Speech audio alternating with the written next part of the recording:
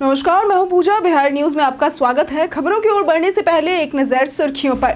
स्वास्थ्य विभाग में 27,000 पदों पर जल्द होगी नियुक्ति। 17,000 पदों का विज्ञापन हुआ प्रकाशित। 10,000 पदों के लिए भेजी गई अधियाचना। राज्य में नए चिड़ियाघरों से इको टूरिज्म को मिलेगा बढ़ावा। सासाराम, गया और जमुई में खुलेंगे नए चिड़ियाघर। पर्यावरण संरक्षण और जागरूकता बढ़ाने में निभाएंगे अहम भूमिका। राज्य के 5 जिलों में होगा खेलो इंडिया गेम्स 2025 का आयोजन। भागलपुर में 4 से 7 मई तक होगी तीरंदाजी की प्रतियोगिता। 64 राष्ट्रीय खिलाड़ी होंगे शामिल। राज्य में गर्मी के कारण बढ़ रहा जल संकट। बिहार की स्थिति हुई सबसे खराब। राज्य के जलाशयों में बचा है केवल 19% पानी। कोहली की नाराजगी के बाद बीसीसीआई बदल सकती है अपने नियम। नए नियमों के तहत खिलाड़ी अपने परिवार को अधिक समय तक रखेंगे साथ। खिलाड़ियों को पहले से लेनी होगी अनुमति। चलिए अब बढ़ते हैं शाम तक की बड़ी खबरों की ओर विस्तार से। स्वास्थ्य विभाग में 27,000 पदों पर जल्द होगी नियुक्ति।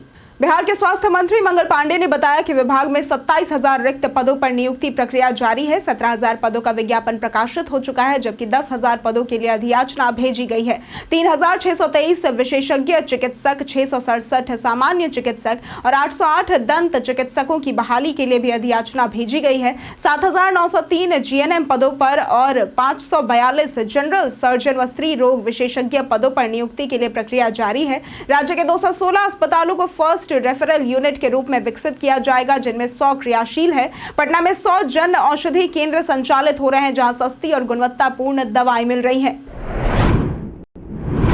राज्य में नए चिड़ियाघरों से इको टूरिज्म को मिलेगा बढ़ावा। बिहार में पटना और राजगीर के अलावा सासाराम, गया और जमुई में नए चिड़ियाघर खोले जाएंगे, जिससे राज्य में चिड़ियाघरों की संख्या 6 हो जाएगी। अररिया में भी चिड़ियाघर निर्माण कार्य जारी है। सहकारिता मंत्री डॉक्टर प्रेम कुमार ने बताया कि इन नए चिड़ियाघरों से इको टूरिज्म को बढ़ावा मिलेगा और राज्य के वन्य जीव संपदा के संरक्षण में सहायता होगी। उन्होंने बताया कि बिहार में आबादी के अनुपात में चिड़ियाघरों की संख्या कम है, इसलिए नए जैविक उद्यान आवश्यक है। ये पार्क न केवल पर्यटकों के आकर्षण का केंद्र बनेंगे, बल्कि पर्यावरण संरक्षण और जागरूकता बढ़ाने में भी भूमिका निभाएंगे। राजगीर सफारी पार्क ने 2021 से अब तक 9 लाख पर्यटकों को आकर्षित किया है। राज्य के 5 जिलों में होगा खेलो इंडिया गेम्स 2025 का आयोजन। खेलो इंडिया यूथ गेम्स 2025 का आयोजन बिहार के 5 जिलों पटना, राजगीर, भागलपुर, गया और बेगूसराय में होगा।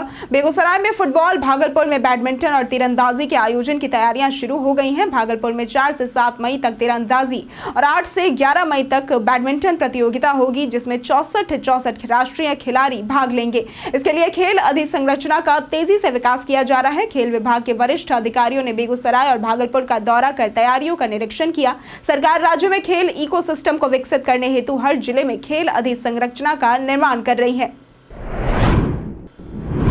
राज्य में गर्मी के कारण बढ़ रहा जल संकट।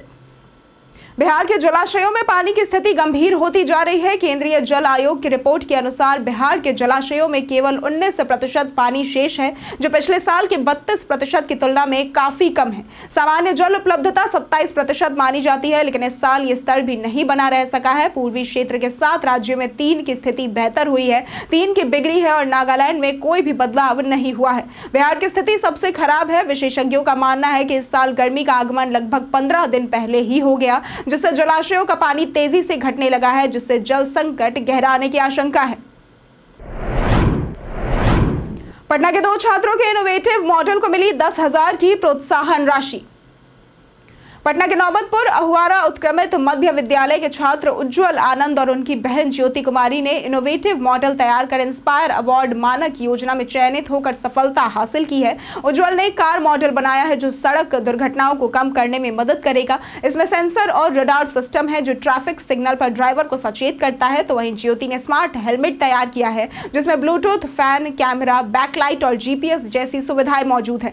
दोनों को सरकार से 10,000 रुपए की प्रोत्साहन राशि मिली है। विद्यालय के प्राचार्य ने इसे पूरे गांव के लिए बड़ी उपलब्धि बताया है। राष्ट्रीय स्तर पर चयनित होने पर इन्हें राष्ट्रपति भवन में पुरस्कार मिलेगा। पटना में 150 नए बस चालकों की भर्ती प्रक्रिया शुरू।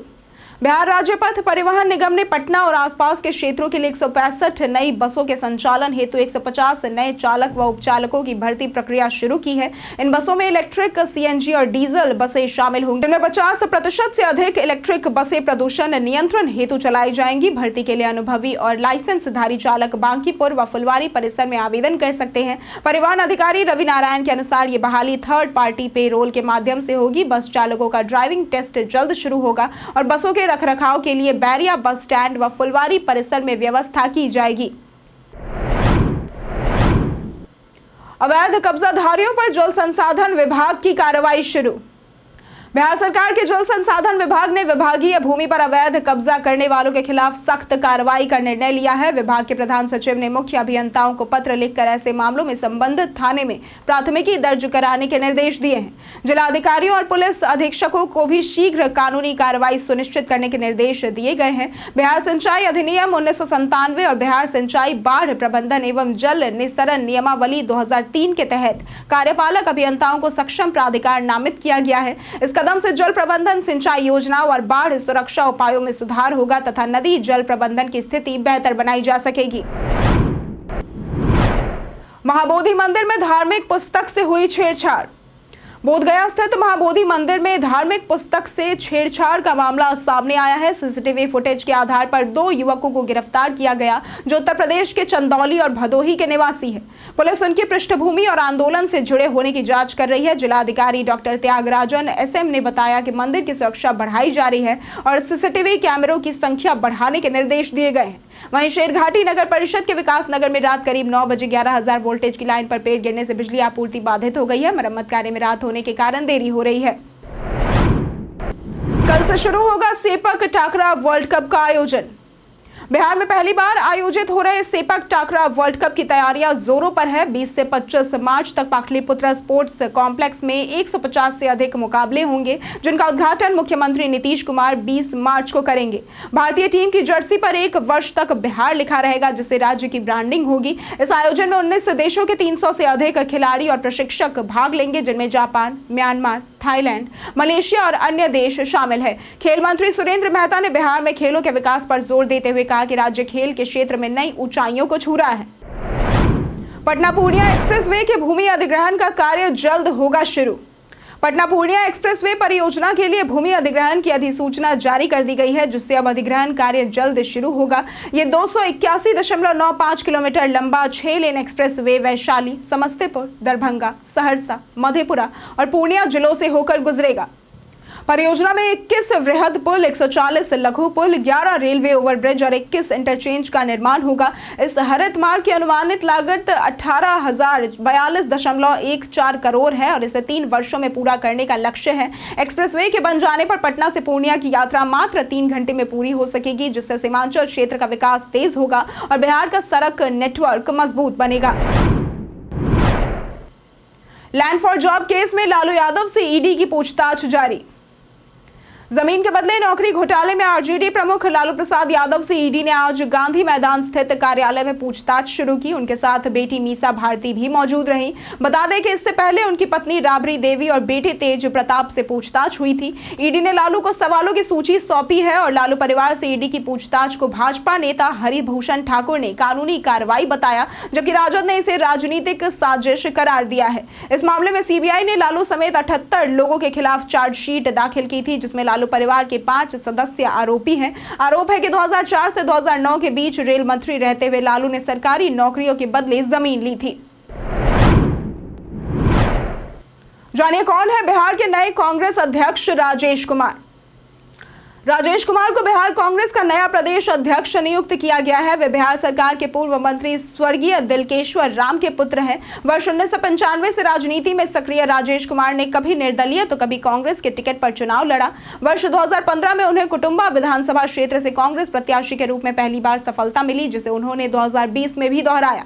वे पिछले 10 वर्षों से कांग्रेस अनुसूचित जाति प्रकोष्ठ के प्रदेश अध्यक्ष थे और सत्ताधारी दल के सचेतक भी रहे हैं। हजारीबाग के संत कोलंबस कॉलेज से स्नातक प्राप्त किए हुए राजेश कुमार राजनीति के माध्यम से जनसेवा में रुचि रखते हैं। उनकी पत्नी रेखा दास एक गृहिणी है और उनके 2 पुत्र सानू कुमार व बॉबी कुमार है। 29 मार्च को अमित शाह का होगा बिहार दौरा। अमित शाह ने आगामी बिहार विधानसभा चुनाव की तैयारियों की कमान संभाल ली है और वे 29 और 30 मार्च को बिहार का दौरा कर सकते हैं। इस दौरान शाह राजग के नेताओं के साथ बैठक कर चुनावी रणनीति बनाएंगे और गठबंधन में एकजुटता का संदेश देंगे। लोकसभा चुनाव में सफलता के बाद अमित शाह बिहार में भी इसी रणनीति पर जोर देंगे। दूसरी ओर जदयू के जिला प्रवक्ताओं और मीडिया सेल के अध्यक्षों को मुख्यमंत्री नीतीश कुमार की उपलब्धियों को जनता तक पहुंचाने का टास्क दिया गया है। उन्हें सरकार की योजनाओं के प्रचार और विपक्ष के दावों का तथ्यों के साथ जवाब देने की रणनीति सिखाई गई। जदयू नेताओं ने बिहार में नीतीश कुमार के नेतृत्व में हुए विकास कार्यों पर जोर दिया। ईडी की पूछताछ को लेकर तेजस्वी का केंद्र सरकार पर पलटवार। रेलवे में नौकरी के बदले जमीन और फ्लैट की रजिस्ट्री मामले में ईडी ने लालू प्रसाद की पत्नी राबड़ी देवी और बेटे तेज प्रताप यादव से पूछताछ की थी और अब लालू प्रसाद से पूछताछ कर रही है। इस पर तेजस्वी यादव ने केंद्र सरकार पर निशाना साधते हुए कहा कि राजनीति में न होते तो उन पर कोई केस ही नहीं होता। उन्होंने आरोप लगाया कि बीजेपी बिहार चुनाव के मद्देनजर उन्हें परेशान कर रही है। तेजस्वी यादव ने कहा कि जितना उन्हें दबाने की कोशिश होगी वे उतने ही मजबूत होंगे। इसके साथ ही उन्होंने बिहार में हुई 1 करोड़ की लूट को लेकर मुख्यमंत्री नीतीश कुमार को फेल बताते हुए उनकी सरकार की आलोचना भी की। कोहली की नाराजगी के बाद बीसीसीआई बदल सकती है अपने नियम। बॉर्डर गावस्कर ट्रॉफी 2024-25 में भारत को ऑस्ट्रेलिया के खिलाफ 3-1 से हार का सामना करना पड़ा था। इसके बाद बीसीसीआई ने विदेशी दौरों पर खिलाड़ियों के परिवार की मौजूदगी को लेकर एक नई गाइडलाइन बनाई थी। हाल ही में विराट कोहली ने इन नियमों पर निराशा जताई थी, जिसके बाद बीसीसीआई अपने नियमों में बदलाव पर विचार कर सकता है। नए नियमों के तहत खिलाड़ी अपने परिवार को अधिक समय तक साथ रख सकते हैं, बशर्ते वे पहले से अनुमति लें। भारतीय टीम ने हाल ही में चैंपियंस ट्रॉफी 2025 जीती थी। अब भारतीय खिलाड़ी आईपीएल में व्यस्त रहेंगे, जिसके बाद 20 जून से इंग्लैंड के खिलाफ 5 मैचों की टेस्ट सीरीज खेली जाएगी, जो 4 अगस्त तक चलेगी। बीते दिन हमारे द्वारा पूछे गए सवाल का जवाब आप लोगों में से बहुत लोगों ने हमारे कमेंट सेक्शन में लिख कर दिया है। जिन्होंने हमारे द्वारा पूछे गए सवाल का जवाब दिया है उनके नाम है सुनील ऋषिदेव, सियालाल कुमार, दिलीप कुमार, रोहित कुमार, हरेंद्र कुमार, रंजीत मिश्रा, संजीव कुमार, कौशलेंद्र कुमार, जितेंद्र ठाकुर, विजेंद्र सिंह, नौशाद रजा, राकेश मिश्रा, नवीन कुमार, मोहन कुमार, अरविंद कुमार और शिवम सिंह। इसी के साथ बढ़ते हैं आज के सवाल की ओर। आज का सवाल है, आपके क्षेत्र में सड़कों की क्या स्थिति है? आप अपना जवाब हमें हमारे कमेंट सेक्शन में लिखकर जरूर बताएं। आज के लिए सिर्फ इतना ही। बिहार की तमाम खबरों के साथ बने रहने के लिए देखते रहे बिहारी न्यूज। और साथ ही अगर आप यूट्यूब चैनल पर देख रहे हैं तो चैनल को सब्सक्राइब करें और अगर आप फेसबुक पेज पर देख रहे हैं तो लाइक और